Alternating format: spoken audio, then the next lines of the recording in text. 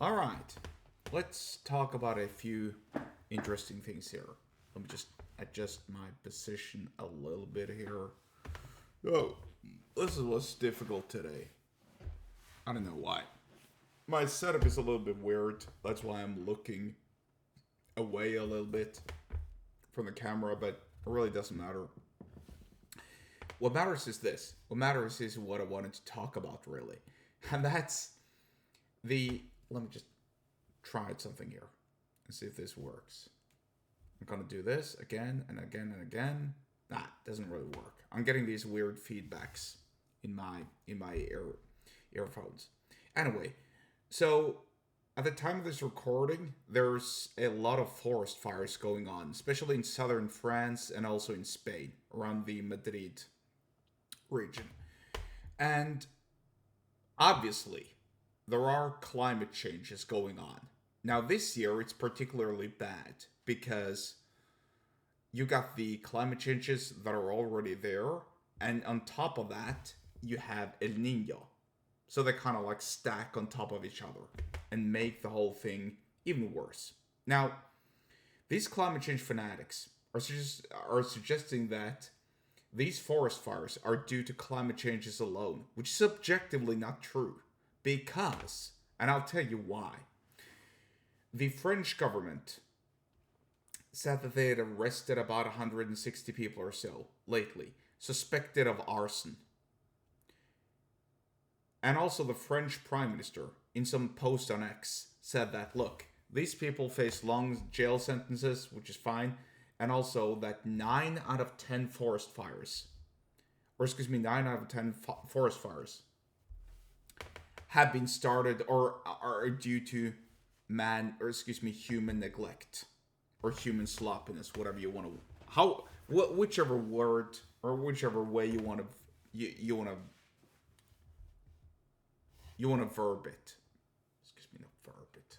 I mean, whichever way you want to view it.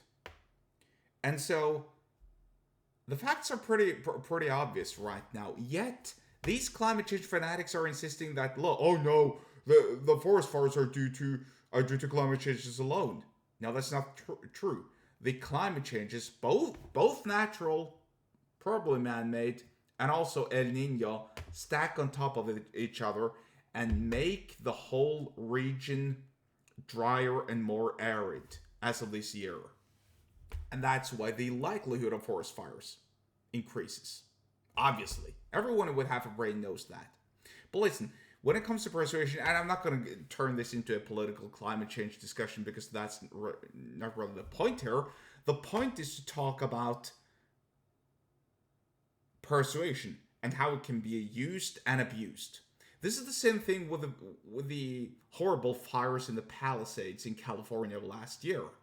Now, probably some climate changes were responsible for that as well. Probably some man-made climate changes. I don't really know. What I do know is this: there's always every single year there's an annual fire season, and those fires can be very, very intense. I've heard people talk about it. Number two, the water tubes or water pipes and also the fire hydrants close to the Palisades were severely mismanaged.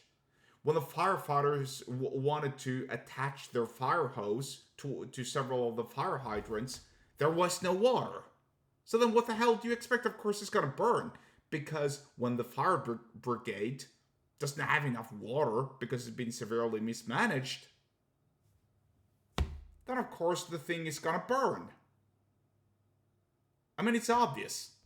But these things, they don't tell you about. Instead, here's what they do. And this is where the persuasion trick really comes out. They show you a photo or some videos of a large fire. And they say, this is because of climate change. And objectively speaking, it's half true. Because these fires may or may not have happened.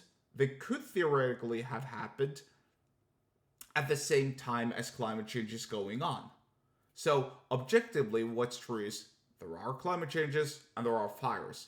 And the climate is more, or the landscape is hotter and more dry. But that doesn't necessarily mean that forest fires start. Causation does not prove Well, no. correlation does not prove causation. I'm blanking on that term, but whatever, it doesn't really matter. What matters is this is an excellent usage of persuasion, which you should take notice of. Just show people something bad, and they all believe you. In this case, these climate change fanatics are pulling off persuasion 101 by showing you this large forest fire and say that, look, this is because of climate change. You can't ride more airplanes and you can't eat more meat. Pretty hilarious, really.